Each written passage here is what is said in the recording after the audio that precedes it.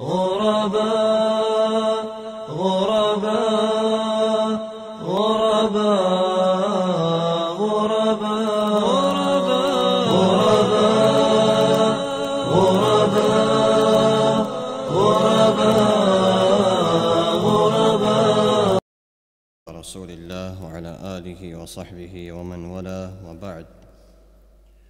We completed the chapter of how to pray and the description of how to stand, do your bowing position as well as going into prostration and then sitting at the tashahhud and saying your salam at the end of the salah.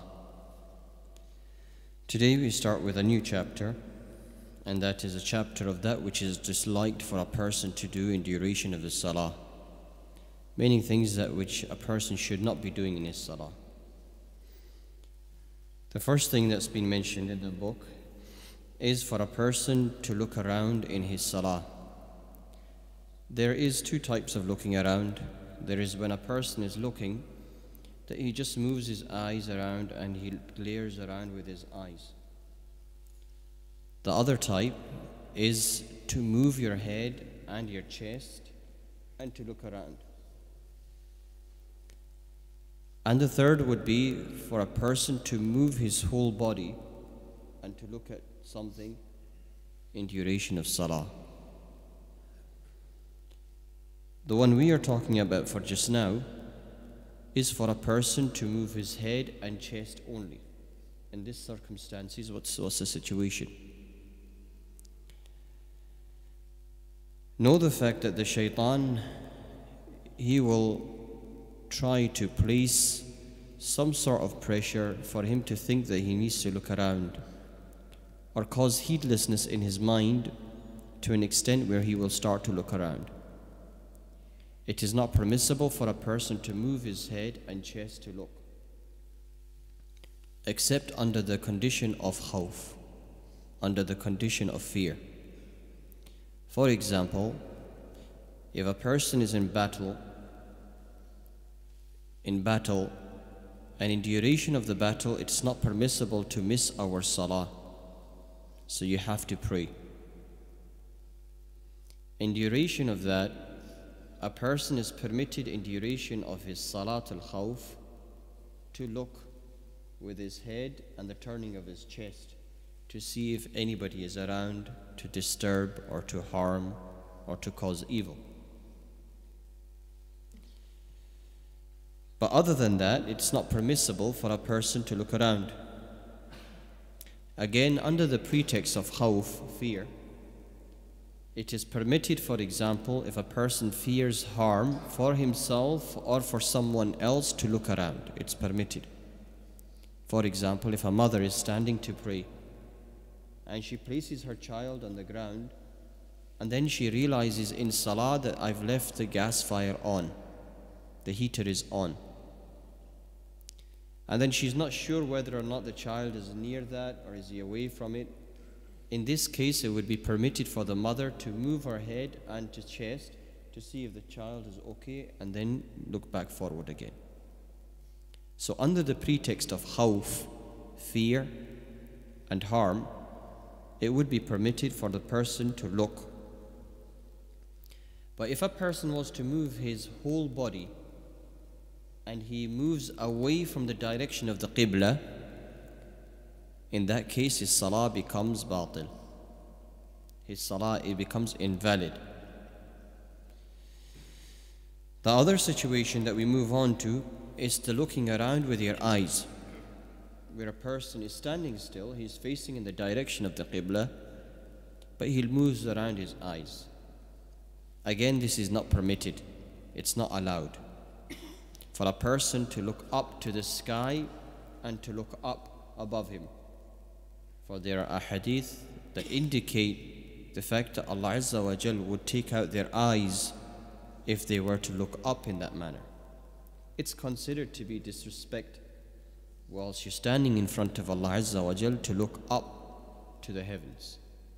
So it's not permitted for a person to look up, or for a person to look around where he starts looking at the color of the wall, color of the wood, color of the stone and so forth. This is not permitted.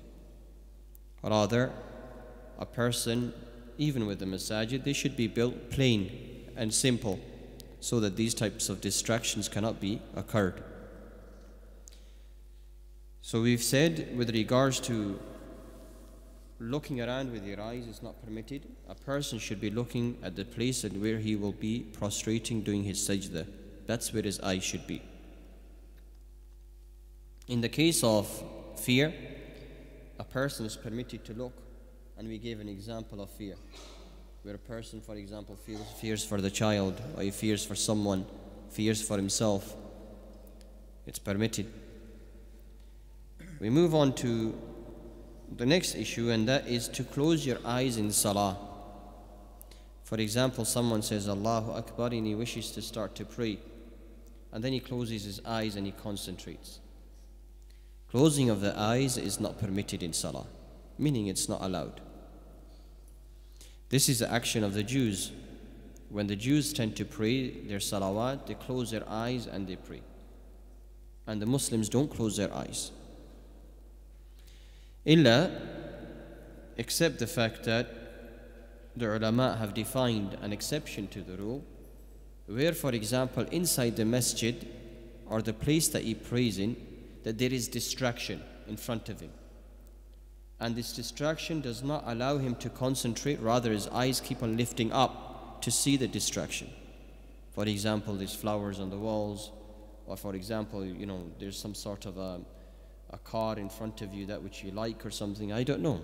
Whatever the distraction it be. It's permitted in those cases for a person to close his eyes. But not to close your eyes for the purpose of concentration. You should be understanding and knowing of the fact that who you're standing before and how you should be praying. So this closing of the eyes, the ulama have allowed it only under the condition, the fact that what's in front of you will cause you distraction and move you away from your prayer. The other thing that's disliked for a person to do in salah is to sit down in the position of tashahhud when he does, and to place his legs out. For example, if a person sits in tashahhud and he puts his legs out like that, not unless a person is sick or his legs are injured or something along those lines, it's not permitted for a person to sit like that. For the Prophet ﷺ said that he should not place his legs out the way the dog places its legs out. So a person should keep in mind the fact that his legs should not be spread out whilst he's praying his salah and when he's in the position of tashahhud. And spreading out, no, I don't mean like standing. When you're sitting down, to spread your legs out. Straighten your legs out. Also, it's not permitted or it's disliked for a person to lean against something whilst he's praying. So for example, a person, he just leans against, even although he's sitting down and he leans against something, or he's standing and he leans against the pillar, this is disliked. A person should not do that. Not unless a person has some sort of condition, an illness, a reason, that which is medical, that which is physical, that does not allow a person to stand on his own.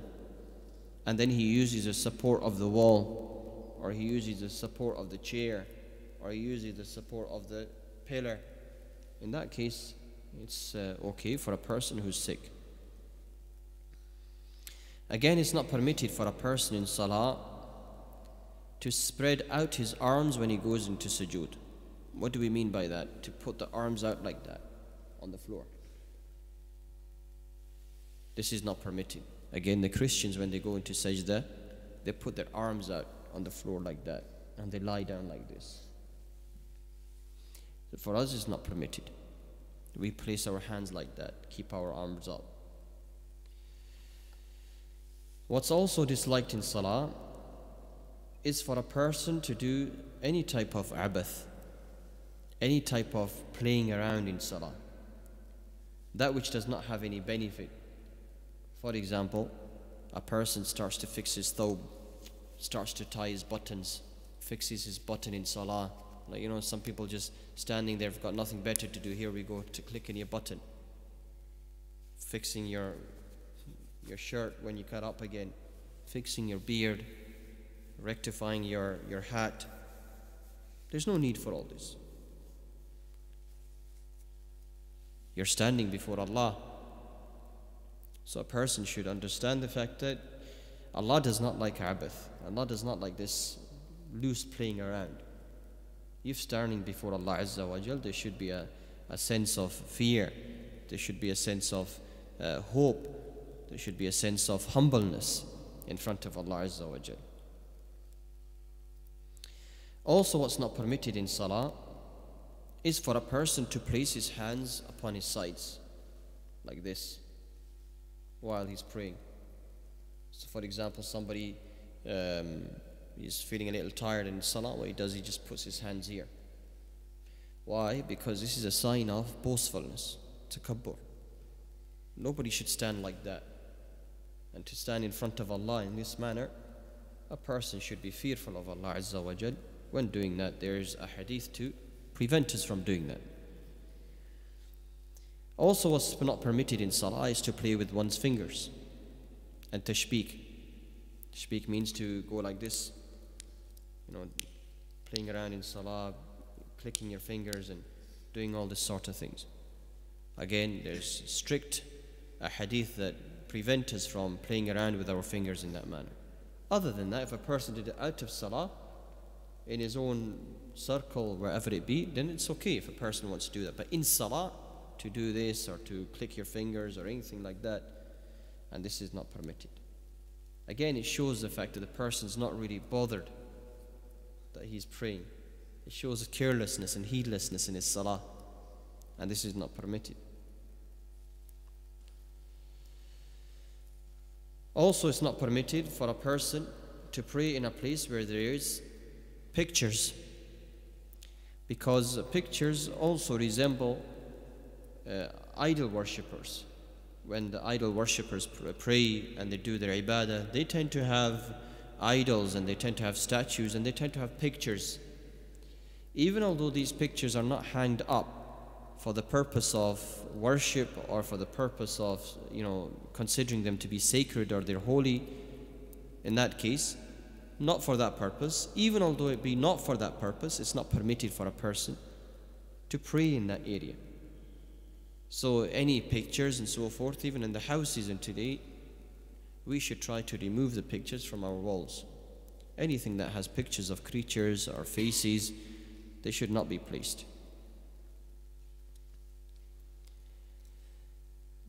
Also, a person should not pray if he is disturbed in his mind, meaning he's upset, or it be the fact that he has issues, the likes of he needs to go to the toilet and he's distracted by that, or he needs to go and urinate and he's distracted by that, or the fact that he's got gas and he holds his gas in, or he holds his urine in and he holds his his stool in and he doesn't go to the toilet. This is not permitted, because this causes distraction in salah. So a person's like, when's the Imam going to finish his salah? He's taking long, I'm tired, I need to go to the toilet, I don't want to break my wudu. So this is not correct. Again, we have to remember that who is it that we are standing in front of when praying our salah. Again, if a person is extremely hungry and food is available, he doesn't eat, a person should try to avoid anything that will cause him distraction with inside his salah. Again, if there is food that which is available and he wants to eat that food and his mind is greatly attached to it, I don't know, it might be the donuts from Krispy Kremes, it might be anything that you might want, it might be the fact that you want to drink that coffee, you smelt it. Have a sip of that coffee, have a bite of that donut, but make sure it doesn't cause you distraction. So get rid of the distraction, eat what you need to eat from it, drink from what you need to drink from it, and come away from it, so that when you do come into salah, the fact that you're settled in your mind, in your stomach, so it's not causing you distraction. Inshallah, we will leave it to that. And inshallah, we will continue with the bab, inshallah, prior to Salatul Maghrib, and also start with a new one. أقول قولي هذا واستغفر الله لي ولكم ولسائر المسلمين.